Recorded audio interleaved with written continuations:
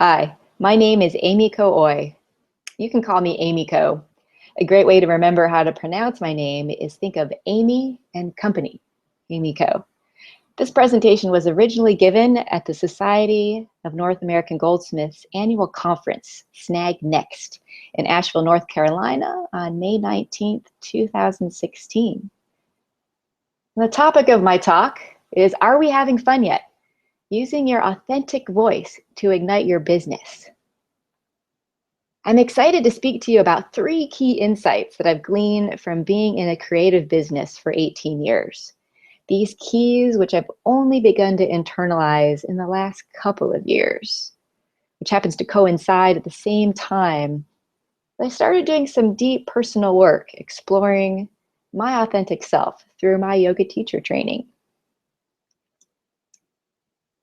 You know when you're at a party or a social event, and you're introduced to a friend of a friend. And within moments, you can tell if that person is being real with you, or if they're just got their polite, fakey mask on, and they're looking beyond you or through you for somebody else in the room. How does that make you feel? Now think of that friend whose vigor for life is infectious, and just being around them makes you excited about life and want to be the best version of yourself. Look at the work you put out into the world in the same manner. If you're not creating from a place of authenticity and passion, it just won't land. But when you do, it connects with others and has staying power. Brief background at what I do. I make jewelry from Lego. Yes, that kid's toy.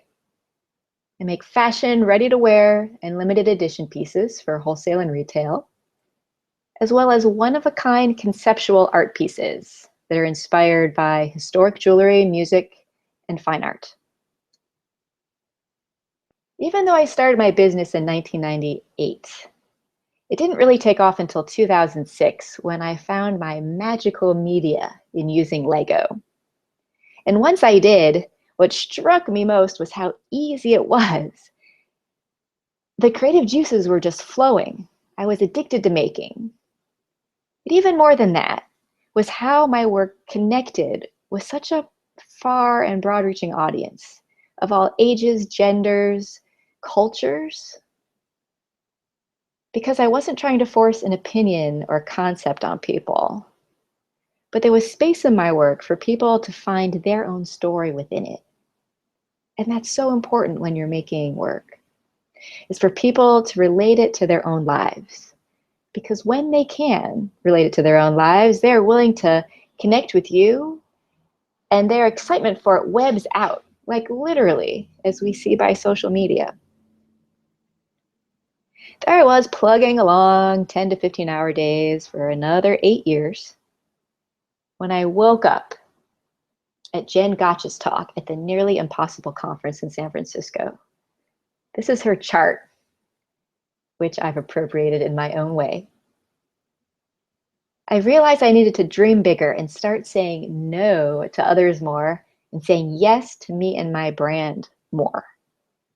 And ask, what did I really want for my business? So here was my business and my website from about 2000 until just recently, 2015. My brand was really scattered and confused.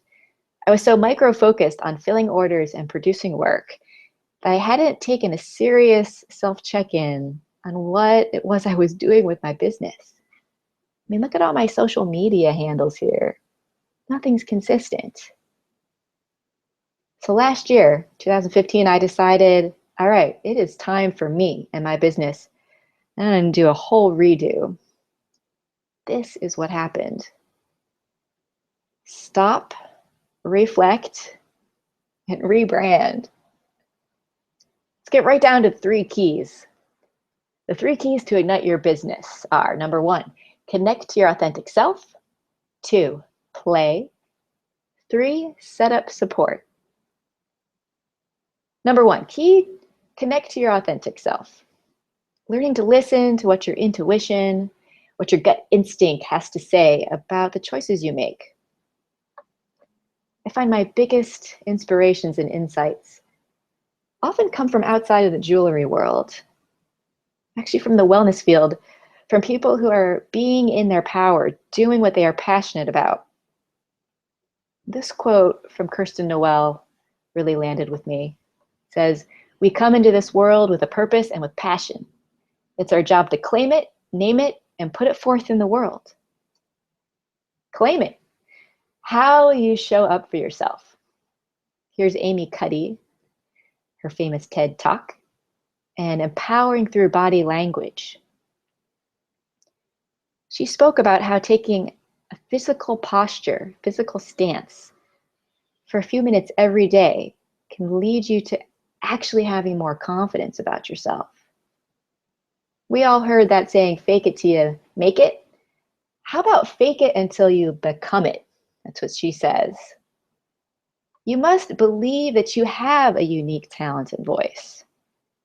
So fake it until you become it. And do this, you will exude a confidence that will draw people to you. Take a moment and ask yourself, are you fully connected to the real you? Here I am in my advanced yoga teacher training, Forest Yoga, this last February, taking a moment to connect. Is there room for you in your business?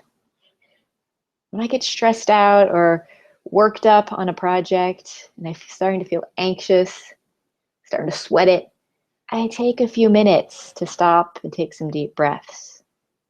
And it makes all the difference.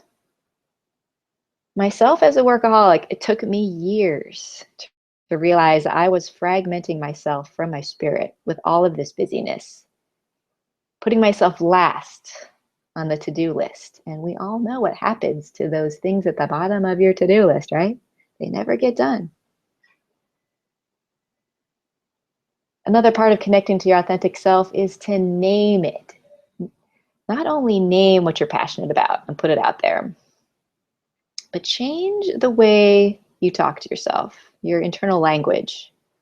Look at how you talk to yourself and the words you choose when you're talking about yourself to others. What you think is what you become. Sure, we've all fallen victim to negative self-talk, self-doubt, for some even imposter syndrome. So choose differently. Don't you want that for yourself? And start small here. Start with how you approach your to-do list. Just that phrase in itself, to do. Change that into opportunities list. I've certainly caught myself saying, I have to do A, B, and C, I have to send out that newsletter this week. I have to invoice and send out this package of work for this gallery. It sounds like a drag, right? Instead, say, I get to do ... I get to share my story with my fans through my newsletter.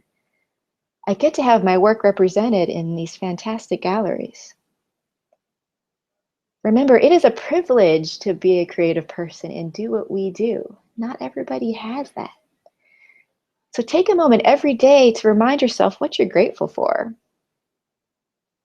And take time to ask yourself, what am I most passionate about? And just let those answers come and fill your brain, not judging, not editing. And start doing one of those things. And then put it out in the world. Just start. Start by taking a big breath. We all find ourselves sometimes stuck. We're in the middle of a project, we've been staring at it too long. So there's power in the pause, power in taking the deep breath, but also power in stepping away. All those aha moments that I've had in the shower, it's not the shower so much, it's the giving the space in your brain and your body for the opportunities and the ideas to come into your head. So take the dog for a walk. Stop and stretch. Have a glass of water. Take a shower. Second key here is play. Just as important as doing your accounting, doing your marketing, feeding yourself 3 meals a day. As an artist, you need play. What would get you leaping out of bed in the morning, excited for the day? Dream big. All right, if big is too much right now, think about what would a play day look like if you didn't have anything else to do for the day. It's funny sometimes where wisdom comes from here, little nuggets of wisdom. For me here was this label at the top of my almonds bag. It says, I will feed myself what makes me feel most alive. The subtext is love the process, love the outcome. You know you've made the right choice in doing what you love when you lose track of time doing it, fully immersed in it. All right, so I know we're busy people. What it may take is to schedule in the play, schedule in exploration. Certainly for me. So for me, I decided, okay, 5 minutes every night at the end of the day, just to tool around Instagram, whatever I wanted. Only 5 minutes though, and then shut it down because it can be a black hole, right? Also taking at least 15 minutes for pleasurable reading. Doesn't have to be industry related. It shouldn't feel like homework. When we do these things that delight our spirit, that's when all these creative ideas can start to come into play. My marketing guy told me, he's like, you need to be on Pinterest to sell your work. It's going to be really effective if you do. I was like, oh no, not another thing on the list, right? Okay, language, right? Change it to opportunities. So I started with making an idea board, a collage board for the Bowie tribute piece I was doing, which you can see up here in the upper left.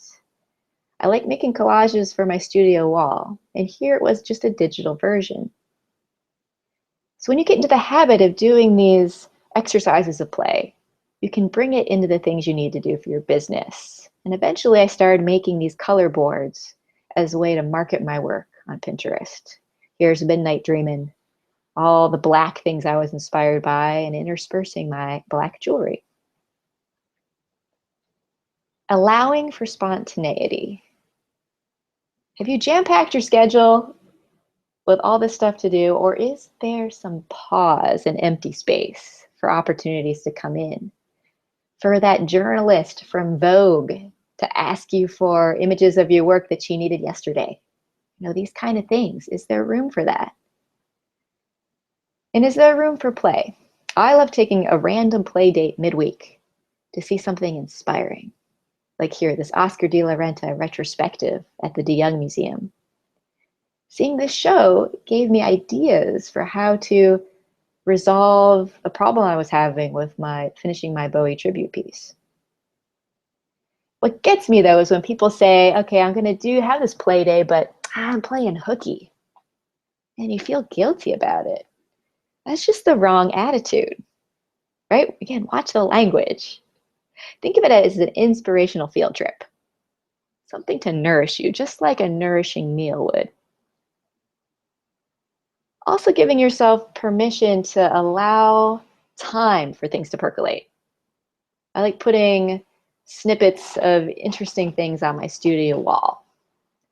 Images from movies, from museums and my travels, Broadway shows, seeing Neil Patrick Harris in Hedwig was so fantastic, and his glitter lips stuck with me.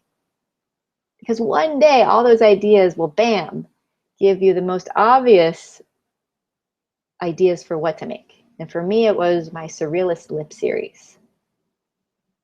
Another key in the play here is recording your process while making.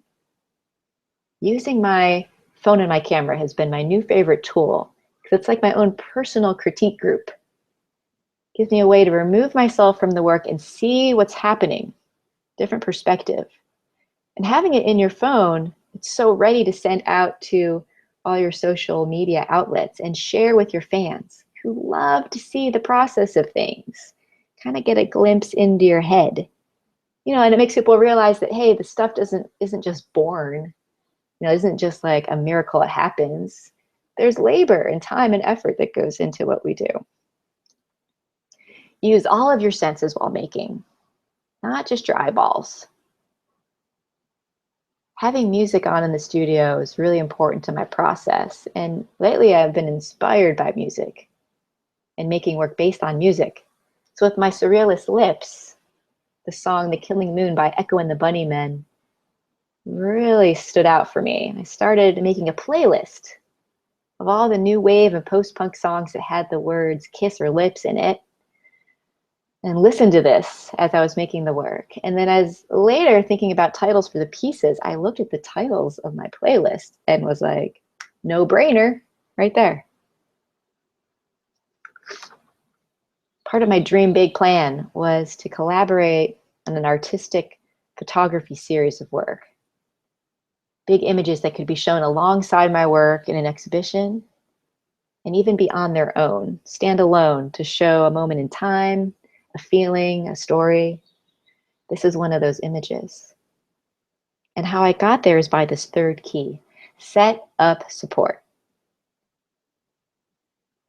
Even though many of us are self-starters and think we can do it all, or perhaps you're doing it all for lack of funding, you can't do it all as well as someone who is more focused and selective. Also, you can't do it all and have a connected life, meaningful relationships, and a healthy body. I know from experience, having worked 15 hours a day for 15 years. Here we are again with Jen Gotch's graph. How can you say no to others more and delegate? That is a key to setting up support. Delegate and let go. I was chosen by the Art Jewelry Forum to make 500 pins in 2015 for their membership. And they only had a few months to do it. It was not going to happen just by myself. This is the first time I hired an assistant and had interns help. And man, it made a huge difference in my business, and I can't imagine not having help in the studio now. Part of that is when you find that right person, trusting their talents, learning to let go of control.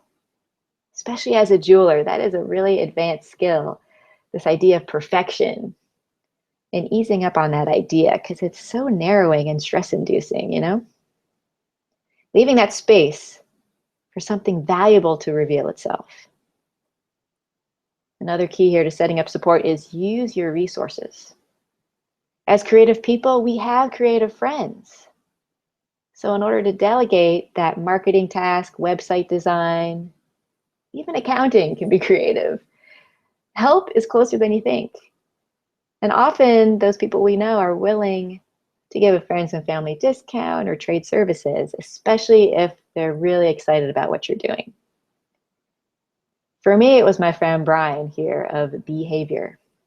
He had just moved out to San Francisco after working for SF MoMA and needed a job. And he loved what I was doing. So I said, let's work together on the rebrand and the new website. It's about time.